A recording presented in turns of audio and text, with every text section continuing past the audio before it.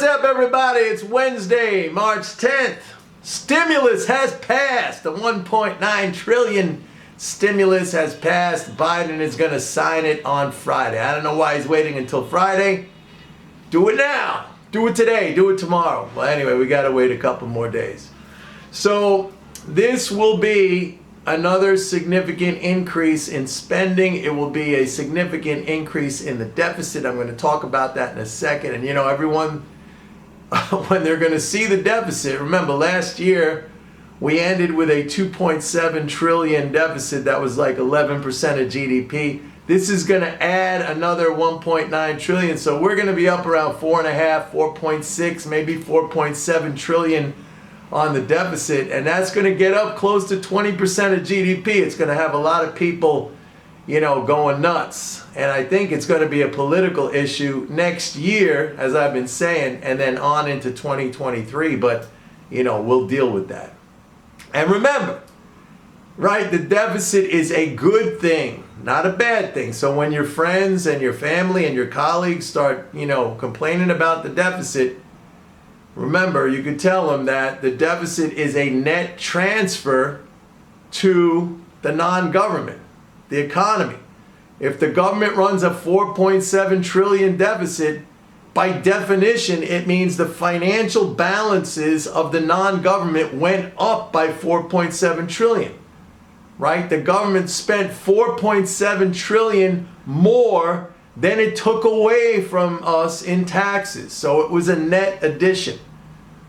That's like, I don't understand when people talk about, hey, we got to balance the budget. The only way for the government to balance the budget right now, if you wanted to balance it, let's say the deficit is at, 2.7 trillion, it would have to tax 2.7 trillion more than it adds in spending. So it will reduce the financial balances, which means savings, it means income of the non-government, of us.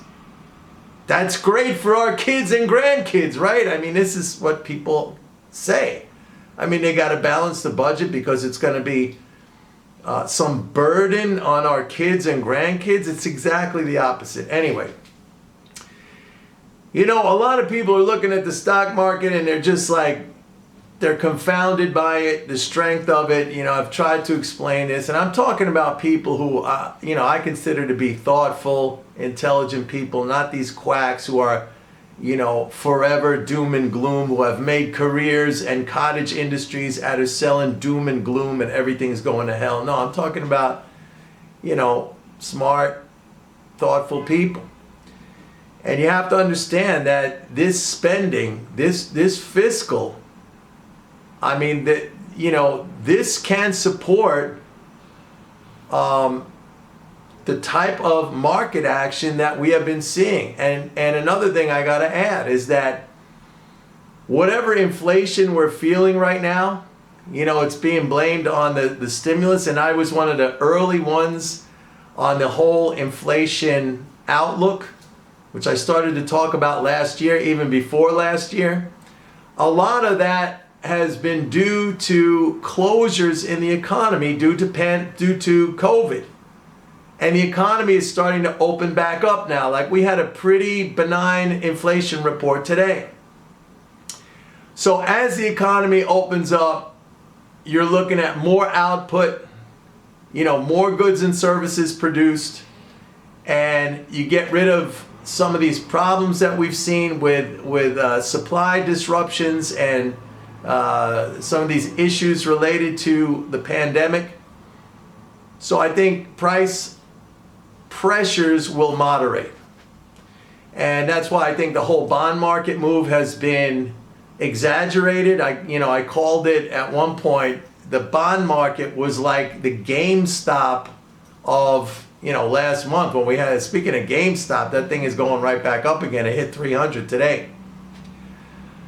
So really, I think if you're looking at the stock market and you can't accept that we're just going to be in this bull market based on this unprecedented fiscal, situation that we're in, then you really have to think about, well, what is going to change that? And I kind of alluded to it when I said, hey, the deficit is going to become a political issue just because, for example, next year, when the economy is booming, and there might be some inflation, what else are the Republicans going to run on? They're going to have an issue to run on. And, the only thing I could see will be the deficit, because the economy is going to be booming with all this fiscal stimulus.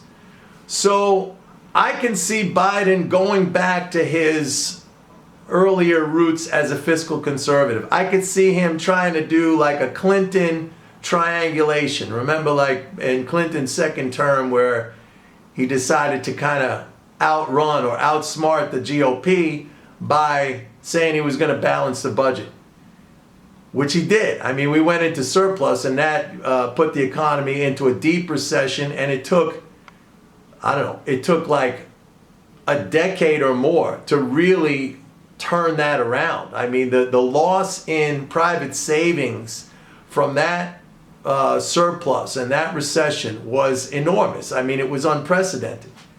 So I could see that happening. So if you're not going to get involved in this market, which is going to be like a bull market until policy changes, then you're just going to have to sit and wait until we get a different policy in effect. And I think that's going to be sometime late next year in 2022. And I think we'll see the implementation of that first starting in 2023. But that's a long way off. I think the smart thing to do right now is to understand that, this is the new norm in terms of we got this enormous fiscal package. The economy's opening back up again. It's bullish for stocks. It's bullish for employment. It might be a little bit inflationary, but I don't think it's going to be crazy inflationary. And you can go with it, or you can just sit there scratching your head saying, it doesn't make sense, it's artificial, that you got to give up the fairy tale notion of the free market. The free market does not exist. We live in societies. Societies have overarching political systems. They make the rules, they make the laws, they fashion policy, they implement policy, and all that has an effect.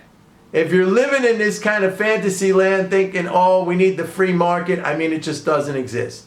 Even in so-called free markets with very little government intervention, you have large entities that dominate and control pricing, control what gets produced, control distribution, controls, how we consume. They control how we invest. So, you got to give up this fairy tale of the free market. You're just limiting yourself. So, the stimulus has been passed. By the way, my new podcast episode is out. Go to my link right here in the description below, and it's up, and listen to it. So I'll see everybody tomorrow. Bye-bye.